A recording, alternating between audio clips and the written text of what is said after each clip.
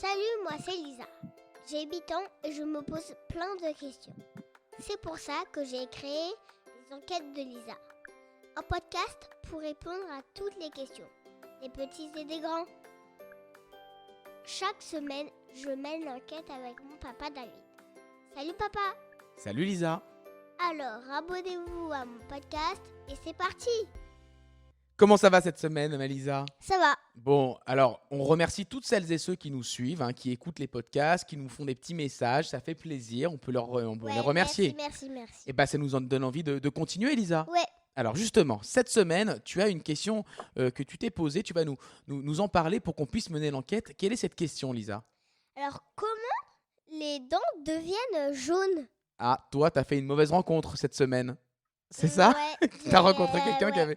Pourquoi tu as posé cette question? Parce qu'à l'école, j'ai vu quelqu'un qui avait les dents toutes jaunes. Ah, c'est dégoûtant, Bon, alors on va appeler quelqu'un. Est-ce que tu as une idée de la personne qu'on pourrait appeler pour répondre à cette question?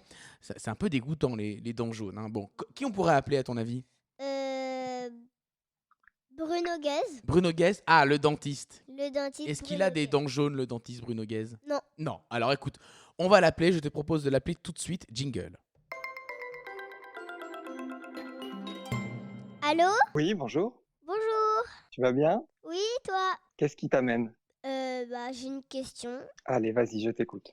Alors, comment les dents, elles deviennent jaunes? Alors, très bonne question. Alors, les dents ne deviennent pas jaunes. On a tous, au niveau des dents, deux couches. Une couche d'émail, qui est blanche, et une couche de dentine, qui est juste en dessous de la couche d'émail, et qui, elle, est jaune. Et on a tous une couche de dentine qui est jaune. Mais pourquoi Et jaune?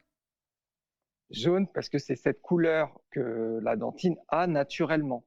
C'est-à-dire Ok. que quand la dentine, elle se crée, elle a cette couleur jaune.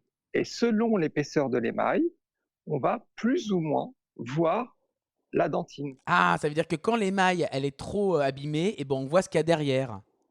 Exactement. D'accord. C'est-à-dire que d'une dent à une autre, tu pourras regarder, tu regarderas chez ton papa et chez ta maman, par exemple, la couche d'émail peut être différente selon une incisive et une canine, et donc par translucidité, c'est-à-dire que l'on voit à travers l'émail, on verra de manière plus ou moins importante la couche de dentine. Cette Mais couche de dentine, elle est très importante. Qu'est-ce qui peut abîmer l'émail? Alors, il y a plein de choses qui peuvent abîmer l'émail.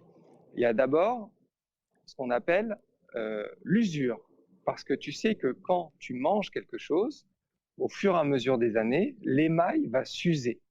L'émail est une petite couche, un capital très important qui fait à peu près pas loin de 2 mm. Mais avec le temps, l'usure de la mastication, l'émail disparaît et laisse apparaître cette dentine qui est plus jaune. C'est pour ça que souvent chez les personnes âgées, les dents sont plus jaunes que chez les enfants, parce que l'émail a été usé. D'accord. Après, il y a d'autres éléments qui usent l'émail. Par exemple, l'utilisation d'une brosse à dents de manière trop agressive. C'est pour ça qu'il faut changer sa brosse à dents tous les 3 mois. Si la brosse à dents est trop dure, tu vas user l'émail de manière prématurée. Et donc, on va voir apparaître la dentine. Ok. Et quand on fume? Ah, très bonne question. Alors, quand on fume, l'émail aussi, en fait, la dent va se colorer. Il y a d'autres éléments que la cigarette. Il y a le thé, il y a le tabac, il y a des aliments de la vie du quotidien qui font que les dents se colorent. Et donc, il peut y avoir aussi, par exemple, des prises de médicaments. Je prends l'exemple de la tétracycline, qui est un médicament, un antibiotique que l'on a beaucoup donné à des enfants, qui ont changé la couleur de l'émail et qui donnent un émail et une couleur, un retour qui est plutôt brun.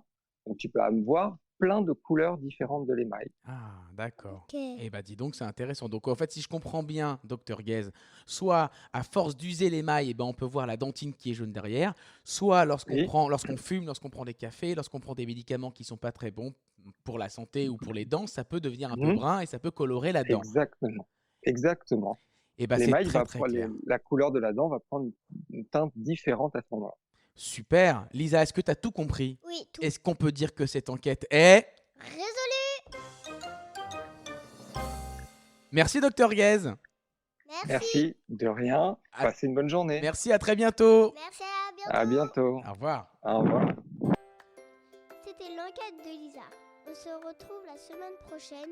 D'ici là, partagez mon podcast et abonnez-vous. À plus.